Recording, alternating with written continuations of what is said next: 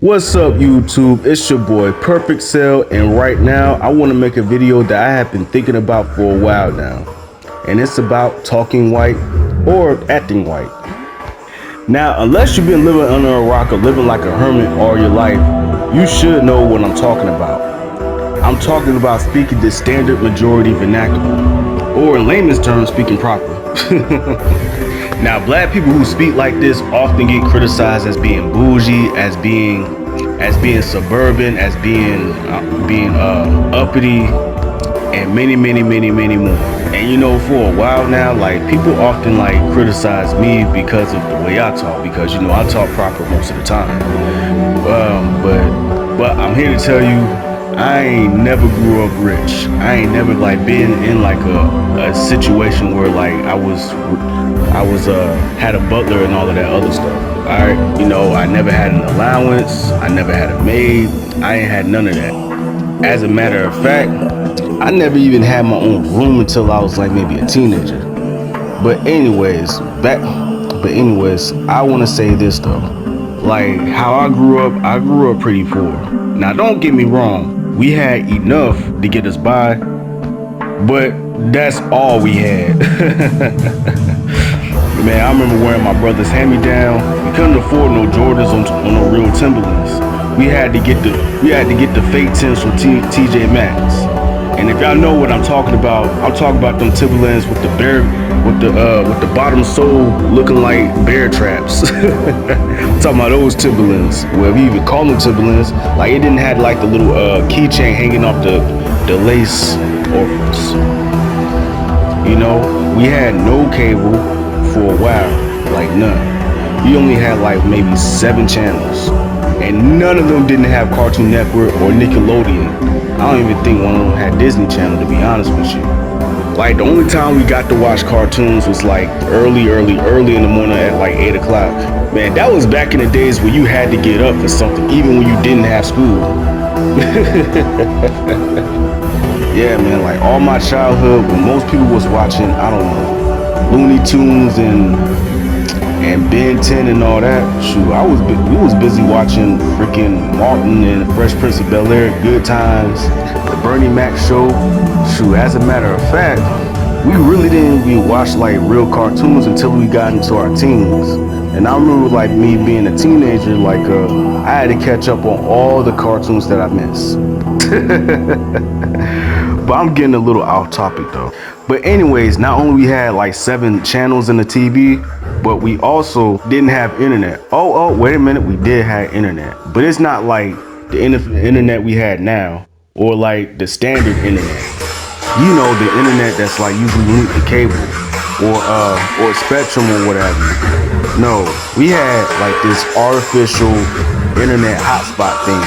I guess that's what it's called. It's like a little jack that you plug into the computer, and then you get internet. Boom.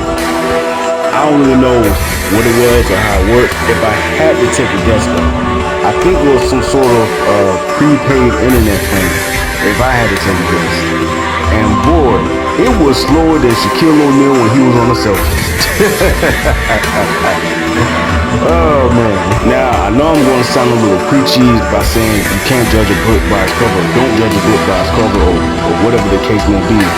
But I will say this though. Don't assume. Alright? When you make an assumption, I've known you've seen a Fresh Prince. When you make an assumption, the ass becomes the that'll shun you. Oh, I'm just playing. But most people take one look at me and assume that I've been spared with a platinum spoon in my mouth because of how I speak, because of how I act, and because of the stuff that I like. Well, really, like, some of the stuff I like, most black people like. Even though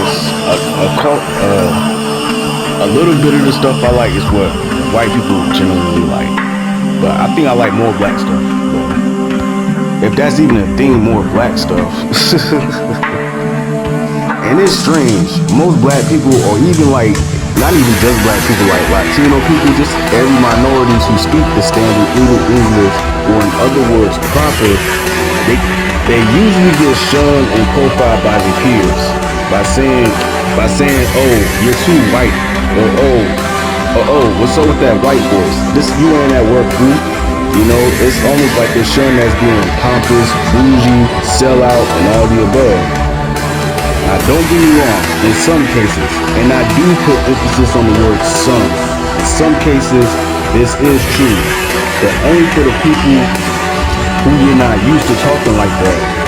But if there's people who talk like that, like on the regular, like, it's not really true, really. They're just being themselves. But for the people that you're not used to talking like that, then yeah, it's true. And a prime example of who I'm talking about T.I. Because, you know, T.I., he has that strong Southern Atlanta accent, you know. He used to be a drug dealer and all this other stuff. So whenever I see him try to talk all proper and all like the King's English and all that, I'm like, bro, what are you doing? Like, it really gets on my nerves when T.I. does this.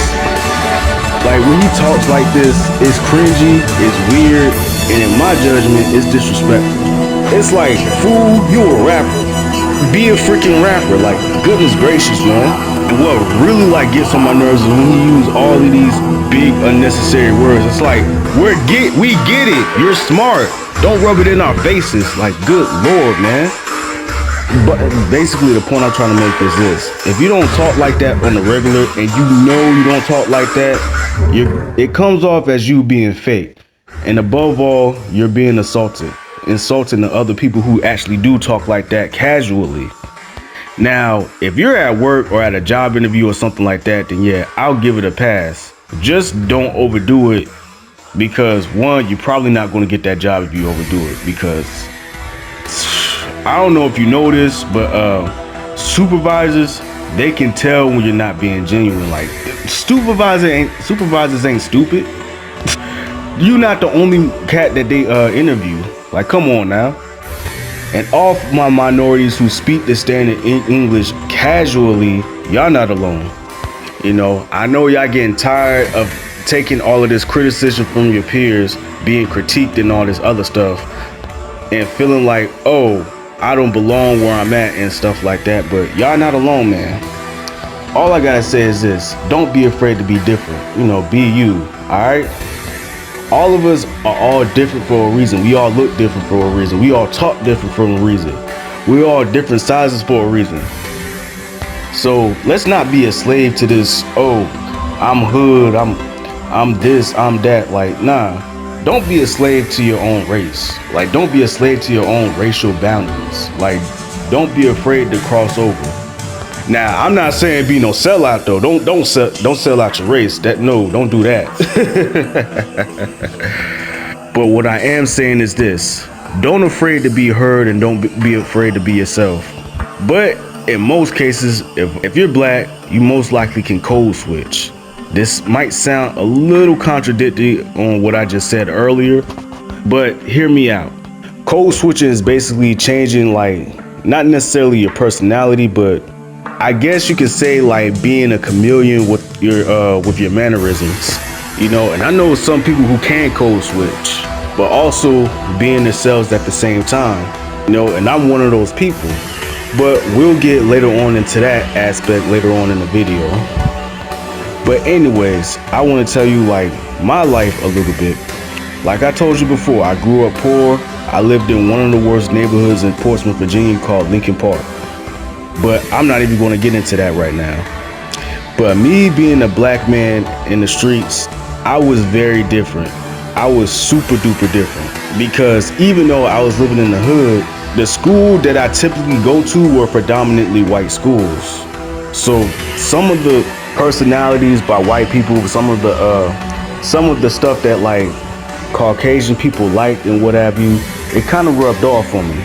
You know, eventually I ended up liking the Black Sabbath, the Beatles, Drake and Josh. Shoot, as a matter of fact, I like hockey and I still do like hockey. And not to mention, I can't dance worth a damn. Like seriously, I dance like a freaking 6-year-old. But anyways, even though I got some of those qualities that people that you would call is a white quality or white like behavior, there's some things that I typically do that most black people do. Like, one, I don't tip more than 3%. I'm never on time for social events. Like, true story. One time, right, my friend said, hey, let's go to this party and whatnot.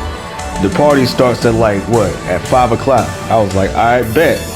So I'm over there like, you know, waiting until like maybe 4:30, 4:45 to get dressed. He was like, man, you wait until that late to get dressed and go to and get ready for the party? I was like, why you tripping about being late? He was like, come on, man, we gotta be on time. I was like, all right. Like, come on, man, the party's at 5 o'clock. I was like, bro, we're black. Like, what, like, why would we go to a party on time? Like, come on now, what kind of sense does that make? When they say a party starts at 9, they really mean it starts at 10:30. Man, like, if this was me, like, if I had a say in this, I would have been there at 6 since they said this party started at 5. Like, come on now. And I can tell you one more thing about me that's black. One, whenever I see somebody cook something and they don't put no season on it, it gives me a complex. I'm thinking to myself, in the back of my head, I'm thinking like, bro, what is you doing? Oh no, baby, what is you doing, baby? Oh no, baby, what is you doing? Like, I really like, I don't know, I like get really anal about people not putting season on their food.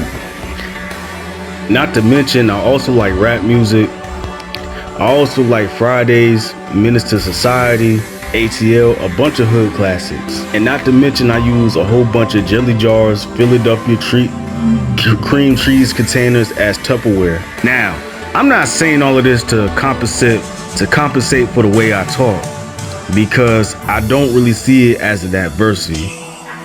I'm just saying I'm not no Tom Dubois, Carlton Banks, and I'm definitely not no Cliff Huxtable. I'm Perfect Cell, baby. Now, don't get me wrong, I do talk street and use slang, but it's usually when I'm pumped up. But 75% of the time, I speak with the vernacular that my peers would call talking white. Like, you call it talking white, I call it talking proper and educated. Because, well, that's what defines me as a person. That's the impression I tend to leave on the people that I meet. Because y'all need to understand, you never know who's watching you, and you never know who you might run into. So you always gotta have that lasting impression. Like, first impressions mean a whole lot, and image is everything. Especially when you're on a mission. So when I'm talking to a stranger like that, I want them to know, like, hey, this is who I am. And I also want to let them know that I'm comfortable with myself, and I'm comfortable with myself enough to accept our differences. But anyways, all I gotta say is this: I don't believe in this talking white nonsense. It's just called talking proper or talking like yourself. Alright, because to me, voice knows no color.